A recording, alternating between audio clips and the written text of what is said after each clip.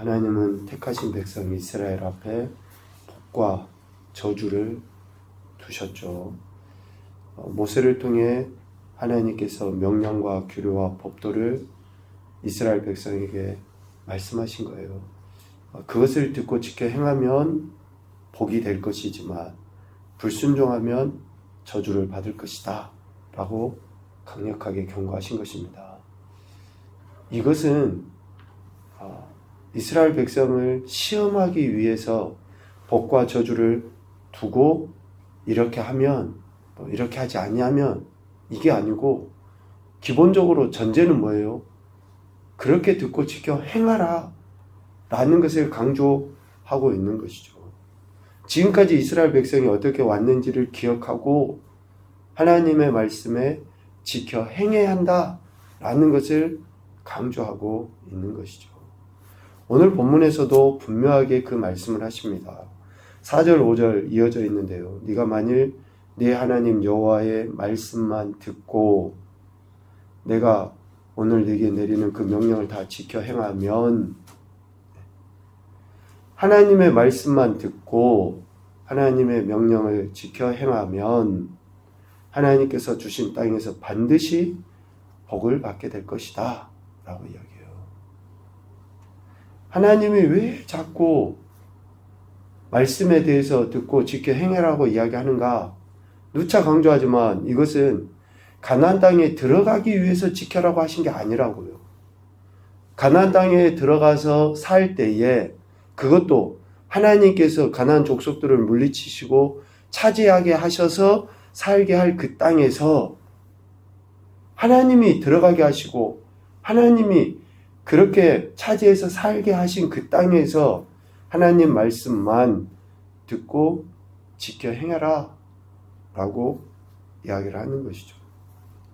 결국 하나님 말씀만 듣고 순종하면 반드시 복을 받게 된다 라고 이야기합니다. 이 복은 영혼이 잘 되는 복, 당연히 맞죠. 당연히 영혼이 잘 되는 복이에요. 그런데 이 복은 범사에도 잘 되고 강건해지는 복까지 임하게 된다 라고 이야기해요. 하나님께서 말씀하신 것에 대해서 듣고 지켜 행하면 이러한 복을 받게 된다. 그래서 하나님이 십계명의 말씀을 이야기하셨고 그 십계명의 말씀을 이제는 차근차근 한 가지씩 구체적으로 하나님과의 관계 안에서 또 인간 관계 안에서 어떻게 풀어나가야 하는지를 구체적으로 이야기해요. 14장 말미에 나와 있는 11조에 관한 법 같으면은 일단 하나님에 대한 태도이겠죠.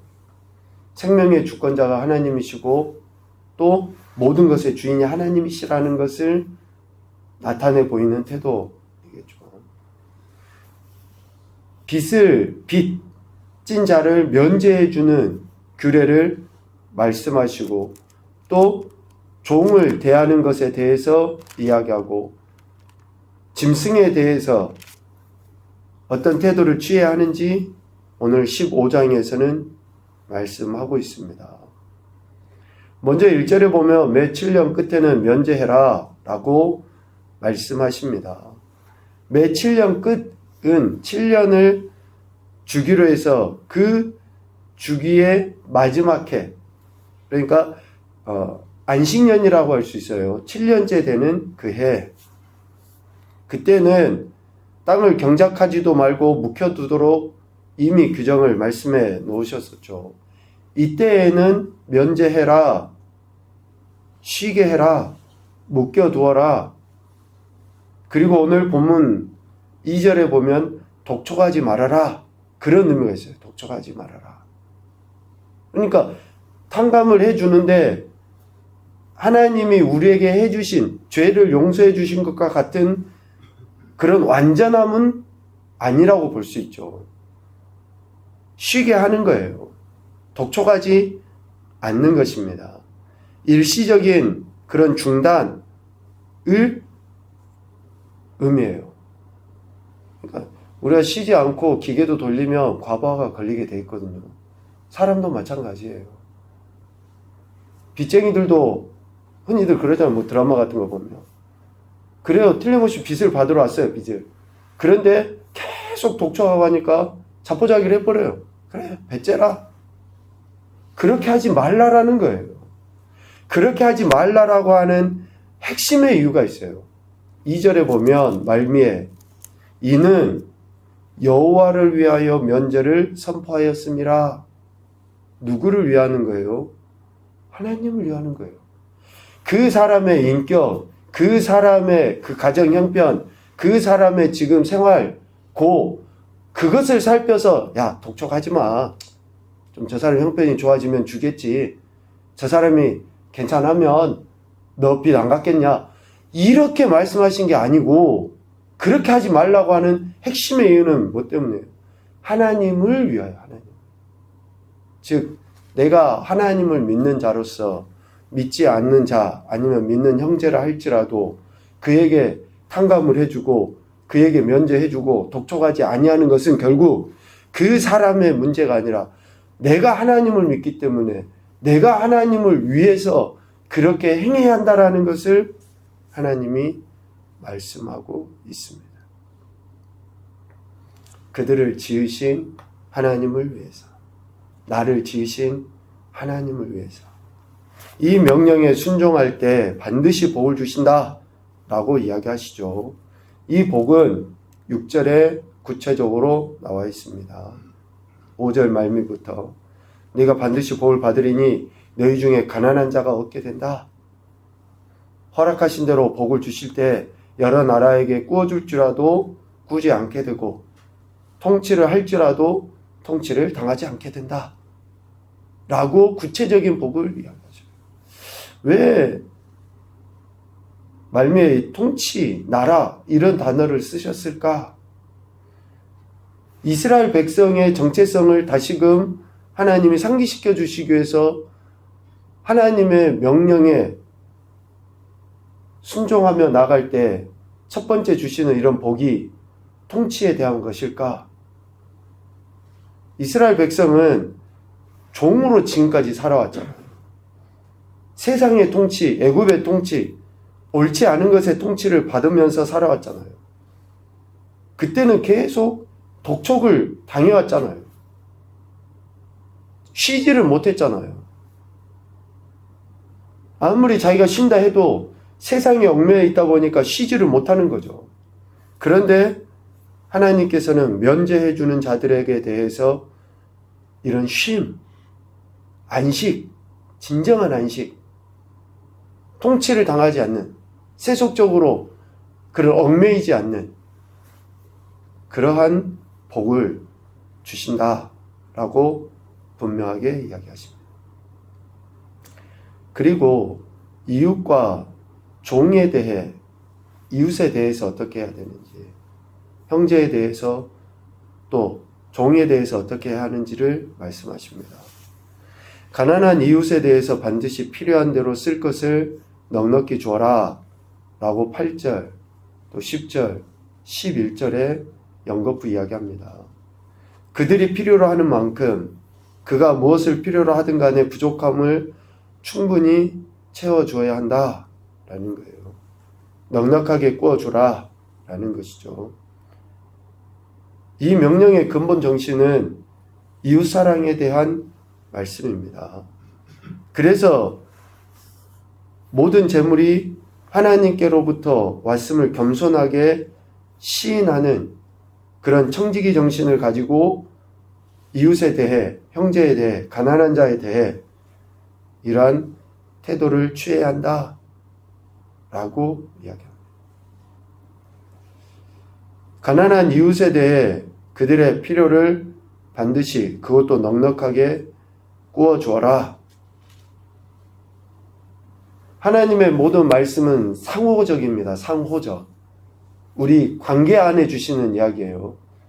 복과 저주를 놓으신 것도 하나님과 우리의 관계 안에서 상호적으로 작용하는 거고, 지금 가난한 이웃이나 형제에 대해서 이런 말씀을 주시는 것도 상호적입니다. 그럼 가난한 자는 맨날 가서 달라 하면 되는 거고, 조금 여유 있는 자는 그런 사람들이 오면은 맨날 주는 것이 맞는 겁니까?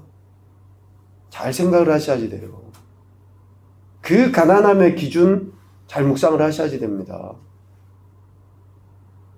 자기가 먹고 싶은 거, 하고 싶은 거 다 하면서 돈은 없어, 현찰은 없어. 그러면 그 사람은 가난한 겁니까? 여러분 잘 생각을 하셔야지 돼요. 하나님 말씀에 우리가 상호적으로, 우리 인간관계 안에서 상호적으로 어떻게 취해야 하는지, 그런 차원에서 하나님께서 모든 재물이 하나님께로부터 왔고 그것을 잘 관리해야 되는 청지기적 사명, 청지기적 정신 안에서 이 말씀을 주신 거예요. 그래서 그들의 필요를 채우는 것. 또 특별히 12절 이하에는 종에 대한 이야기를 하죠. 동족인 히브리인 남자나 여자가 종일 때에는 7째 해에는 놓아서 자유롭게 해야 한다 라고 12절에 이야기합니다. 실질적으로 이스라엘 백성은 원칙상 종이 될 수가 없어요. 그런데 시간이 지나면서 이제 말한 것 같이 앞에 이야기한 것처럼 가난한 자들이 생겨요. 그러면 빚을 지게 되고, 빚을 얼른 못 갚으면 이제 종이 되는 거죠. 계속 거기에 이제 얽매이다 보면 종이 되는 거예요. 그렇게 종이 현실적으로 히브리인이 종이 되는 경우가 있었죠. 그러하면 6년이 지나고 7년이 되는 해에는 그를 놓아서 자유롭게 해야 한다 라고 18절에 그렇게 이야기합니다. 종에서 자유하게 할 때에는 13절 빈손으로 가게 하지 말아야 되고, 또 14절 양무리 중에서 타작마당에서 또 포도주 뜰에서 그에게 후히 주되 하나님께서 복을 주신 대로 그에게 주어야 되고, 또 15절 애굽 땅 종되었던 것을 속량하였음을 기억하고 그들에게 진정한 자유를 주고 필요를 채워주는 그런 태도를 취해야 한다. 동족인 히브리인에게는 그렇습니다. 그렇게 행해야 한다라고 이야기합니다. 결국 하나님께서 가난한 인생, 또 종되었던 인생, 그 이스라엘을 또 어쩌면 오늘 우리를 속량하셨음을 기억하고 우리의 이웃과 형제들에 대해 하나님께로부터 받은 은혜를 그들에게 베풀어라 라고 이야기해요. 하나님과의 관계가 바른 사람들이 이웃과의 관계 안에서도 이런 바름을 드러내야 한다.